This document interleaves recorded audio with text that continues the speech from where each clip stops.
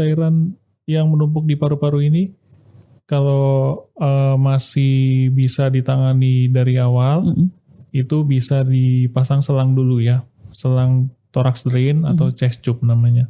Dalam perkembangan perawatannya nanti cairannya masih numpuk ataupun kok malah nggak keluar dari selang itu ya, baru langkah berikutnya adalah dengan operasi. Operasinya bisa dengan operasi yang tradisional yang buka lebar, bedah toraks, ataupun menggunakan minimal invasif. Minimal invasif biasanya kita menggunakan teknik VATS ya, Video Assisted Thoracoscopic Surgery. Operasi besar itu otomatis kita harus mengekspos paru-parunya dengan cara menyingkirkan organ-organ sekitarnya, jantungnya, esofagusnya, kerongkongannya istilahnya. Nah kalau dengan VATS ini kita bisa dengan nyaman gitu ya, dengan bantuan kamera itu kita tanpa nyenggol-nyenggol yang lainnya yang jantung. Okay.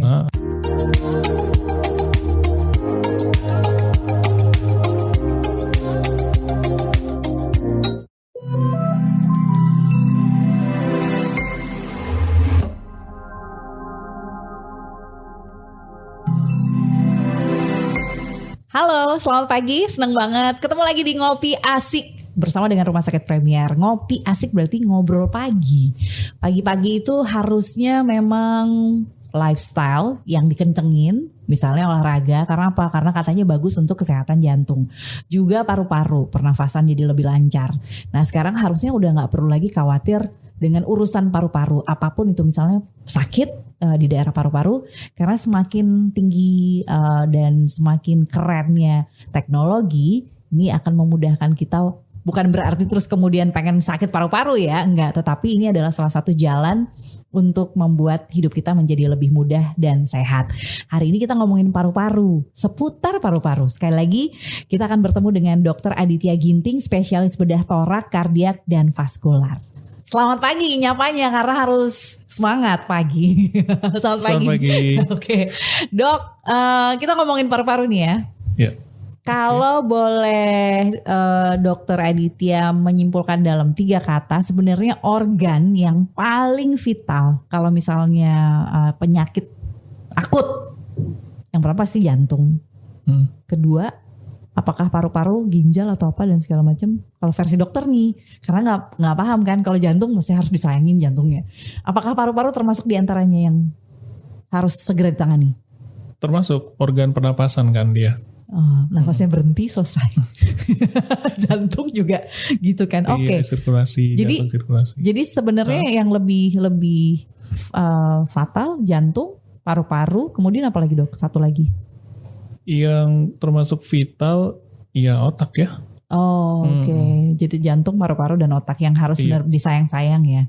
Ini bagian keduanya setelah kita tahu jantung perlu banget itu bersama dengan sahabatnya paru-paru. Betul. Dok, sekarang ini penyakit macam-macam. Entah karena gaya hidupnya, entah karena memang genetik secara nggak sengaja terpapar. Karena sekarang tuh kayaknya ada beberapa gejala-gejala yang saya nggak paham sekarang. Kalau dulu-dulu mungkin kan bisa dilihat gampang ya dok. Nah kalau paru-paru dalam perkembangannya, adakah penyakit-penyakit yang dalam tanda petik sekarang tinggi, naik? Selain misalnya paru-paru yang saya tahu tuh sih sederhana, paru-paru basah. Kalau yang dokter Adit tangani seperti apa? Oke. Ya paru-paru ini organ vital yang memegang sistem organ pernapasan ya. Dan kalau yang relate dengan sekarang ini yang bersifat pandemi berhubungan dengan COVID-19, banyak sekali ya yang berhubungan dengan sistem pernapasan ini. Dan untungnya kebetulan di bidang saya, di bidang paru-paru ini, yang paling banyak memang di era COVID ini ada penumpukan cairan di rongga paru, rongga pleura. Karena COVID? Itu salah satu indikasi. Efek. Iya, efek dari COVID yang berkepanjangan, sehingga paru-parunya mengsekresikan banyak cairan ke dalam rongga pleura. Itu karena kenapa dok? Karena nggak bisa dikeluarkan? Atau karena memang ya kayak kita lagi flu kan, tiba-tiba ada cairan gitu? Atau karena kenapa?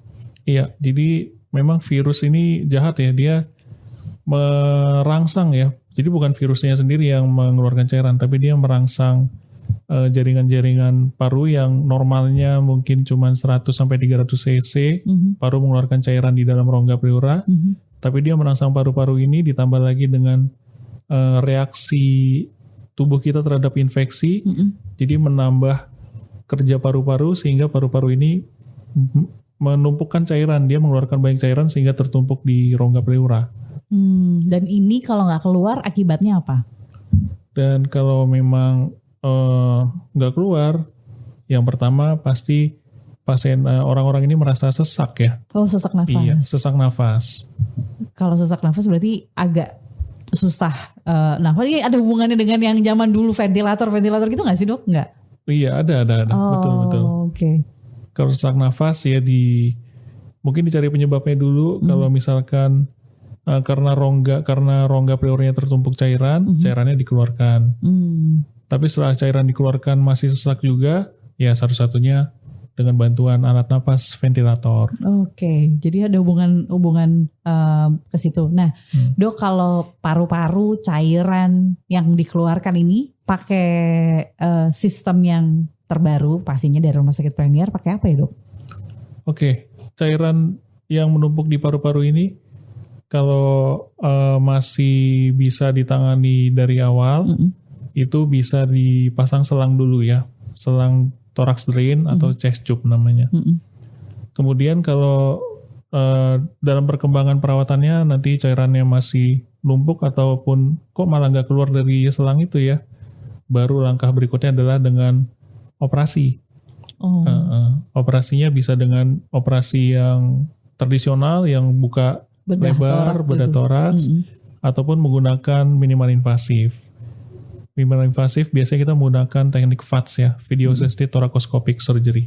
Itu yang sekarang lagi banyak karena nggak terlalu sakit juga daripada yang terdahulu ya dok ya. Betul.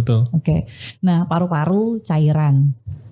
Kemudian apa lagi dok? Kalau urusannya sama paru-paru, jurusannya paru-paru. Paru-paru ini sebenarnya pada saat dia memberi sinyal sakit itu gara-gara apa sih? Apakah lifestyle hidup, merokok yang sering banget kan? Karena itu juga pasti ada iklan layanan masyarakat yang memberitahu jangan ngerokok nanti banyak ini. Terus hubungannya selalu pasti dihubungin sama paru-paru. Apakah itu betul dok?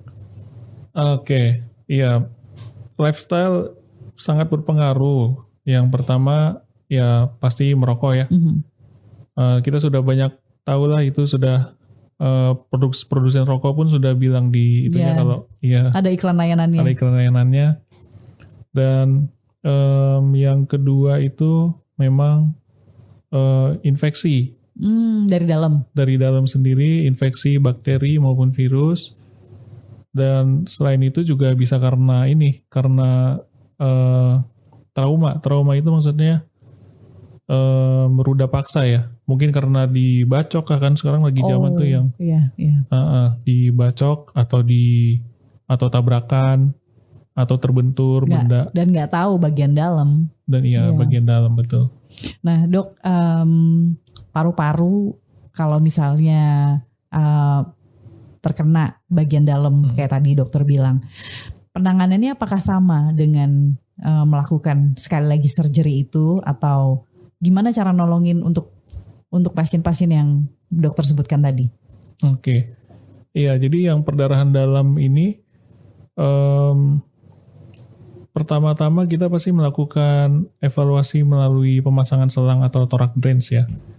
Kemudian kalau darahnya masih produksi terus, darahnya masih keluar dari selang, kita cari tahu tuh sumber perdarahannya dari mana. Nah, cara mencari tahunya kalau zaman sekarang ya kita bisa menggunakan teknik VATS itu dibanding buka selebar kira-kira 10 cm kan sayang nanti lukanya lebar, komplikasi ke depannya juga makin banyak. Jadi kita lebih milih yang sayatan kecil dan bisa menyelesaikan masalah atau mencari sumber perdarahan di dalam dadanya. Itu bisa dilakukan. Balik lagi dok, paru-paru. Kan tadi kita sudah ngomongin lifestyle. Olahraga mengambil peranan juga nggak supaya paru-paru ini sehat? Oke, olahraga tentu ya betul. Jadi semakin sering olahraga, paru-paru kan semakin kembang kempis aktif ya. Justru itu yang dapat menjaga kestabilan imunitas dari paru-paru. Kalau jantung itu kan ada, kemarin tuh sempat ngobrol, kalau jantung tuh ada penyekatan, ada penyumbatan. Apakah itu juga terjadi dengan paru-paru? Misalnya ada penyumbatan atau apa, gara-gara mungkin pola makan atau darah atau apa. Kalau di paru-paru gimana dok? Iya, kalau paru-paru yang berhubungan dengan yang relate sama rokok ya, yang paling banyak memang ada kerak atau apa gitu istilah-istilahnya. Kalau di jantung gitu, kalau di paru-paru apakah sama? Di paru-paru ya beda ya, beda-beda. Jadi paru-paru cuman ada neoplasma. Apa itu dok? Neoplasma itu maksudnya tumor atau cancer ya. Oh, langsung ya? Iya. Kalau yang kayak COVID itu yang apa segala macam, yang nutupin, yang apa segala macam gitu-gitu, kalau itu hubungannya apa dok? Sama paru-paru juga kan? Itu hubungannya sama paru-paru, cuman penyebabnya infeksi. Oh, karena ada virus yang masuk. Virus yang masuk. Neoplasma penyebabnya ya karena pola hidup, gaya hidup merokok itu. Nah, balik lagi sih the magic fast.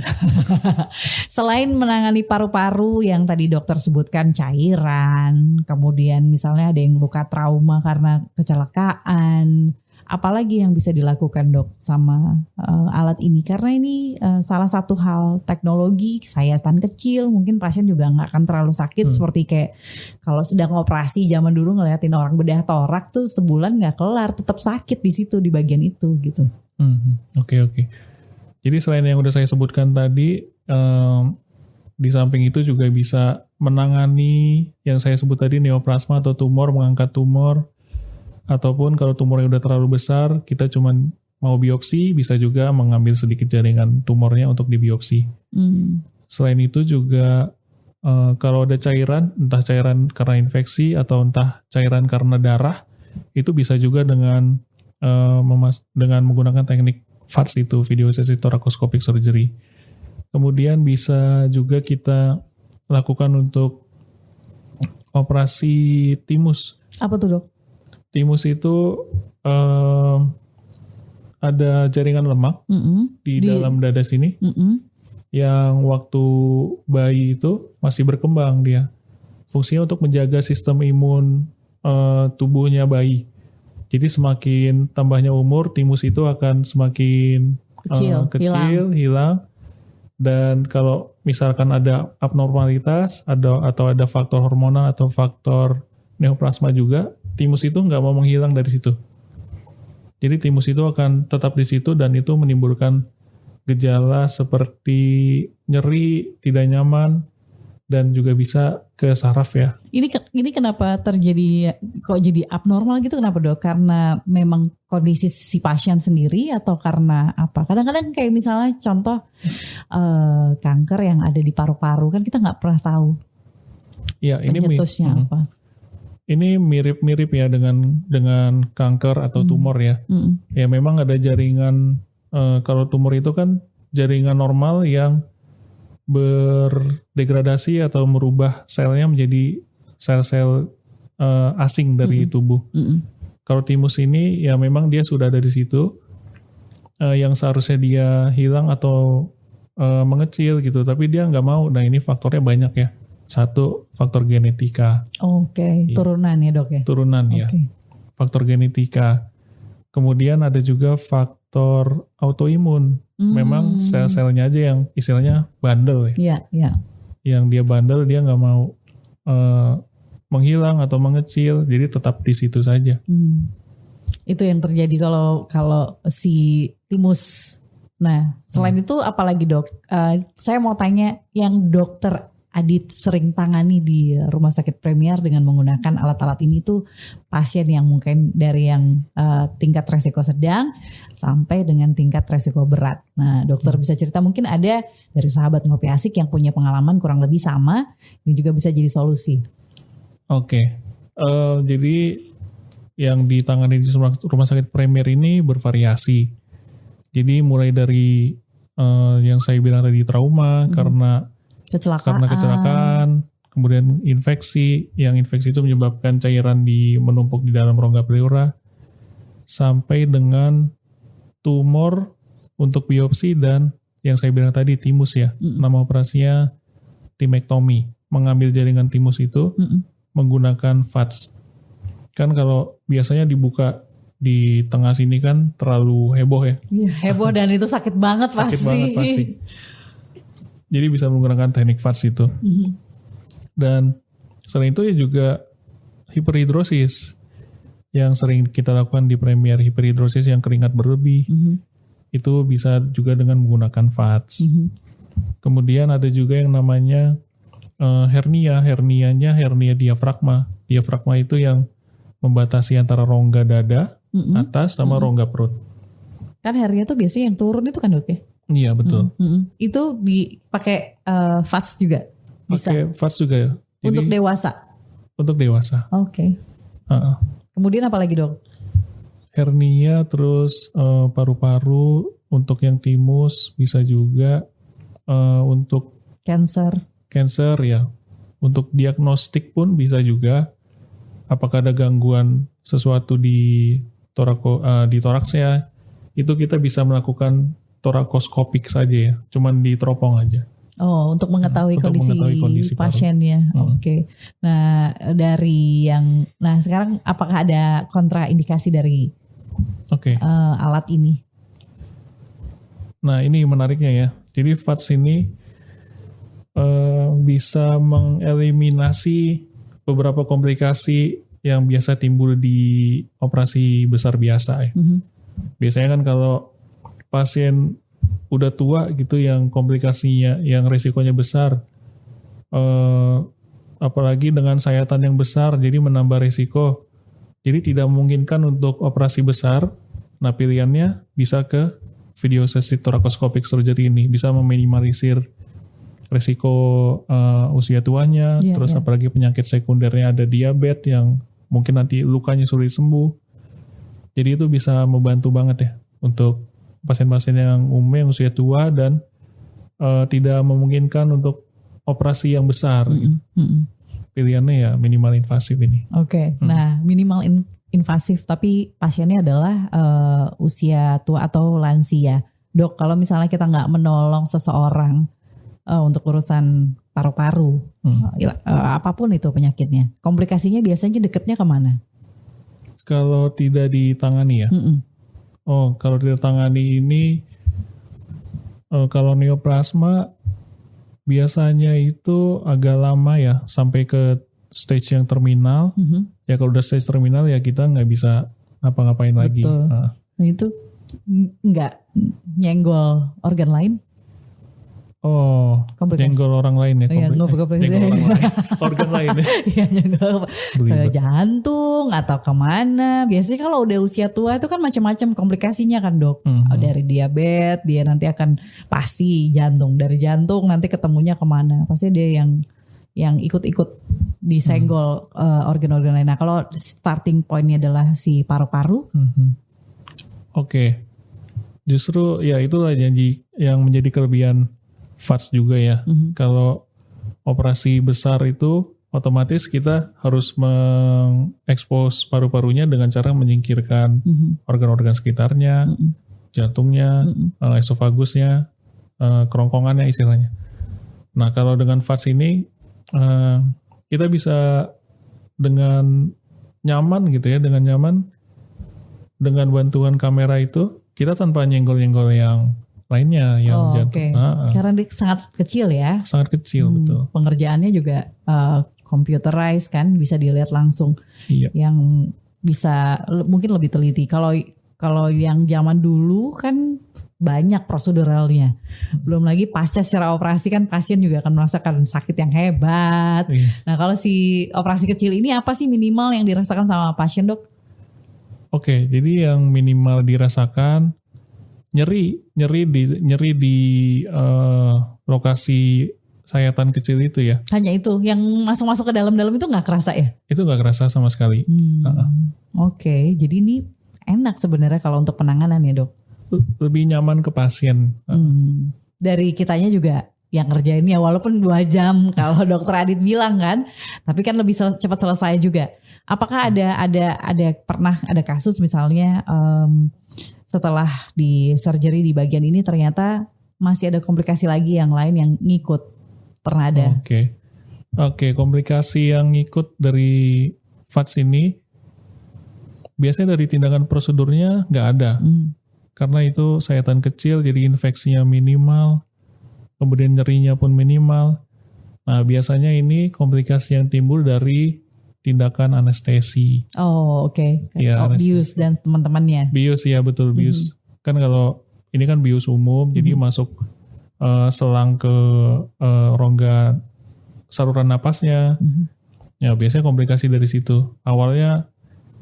Awal mulanya mungkin infeksi dari selang itu, tapi jarang sekali sih, kecuali pasiennya yang memang sudah tua, sudah diabetes dan sudah ada awal infeksi pneumonia di paru sebelum operasi. Oke. Apakah sama pada saat misalnya mau melakukan si VATS ini di Rumah Sakit Premier, apa yang harus disiapkan? Sama nggak kayak biasanya dok, puasa, yang kayak gitu-gitu, atau misalnya 1 jam aja udah cukup kok, udah bisa langsung tindakan, atau yang seperti apa?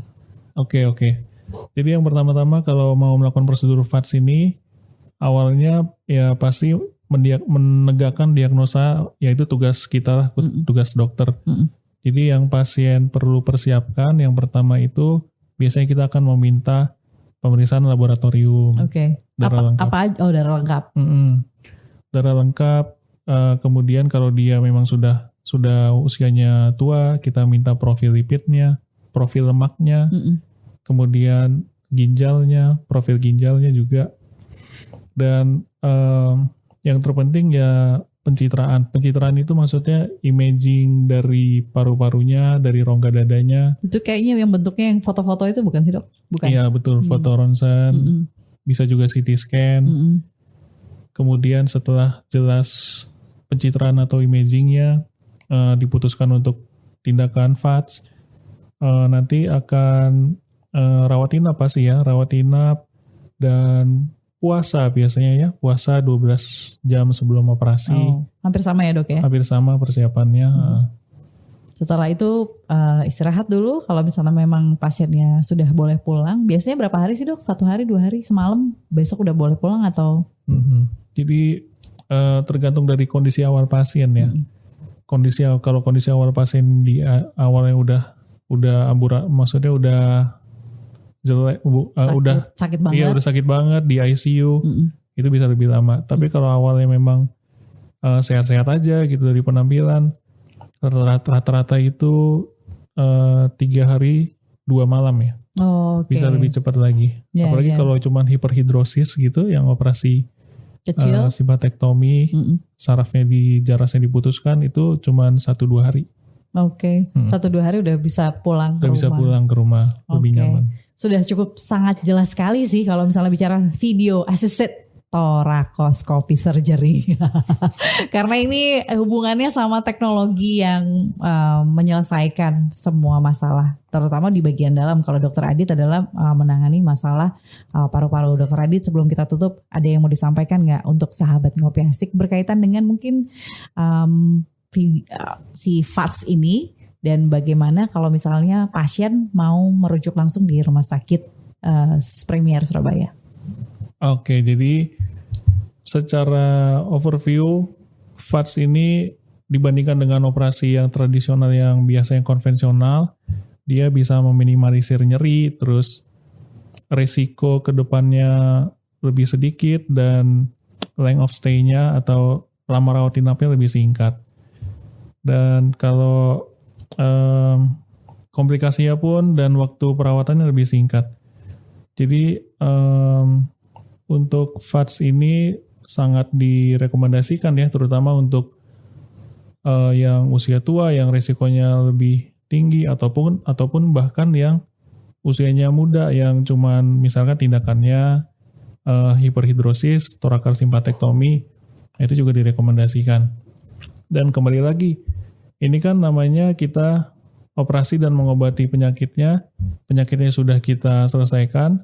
Setelah pulang dari rumah sakit harus tetap menjaga gaya hidup ya. Kalau awalnya merokok ya jangan di stop lah merokoknya. Kemudian kalau awalnya suka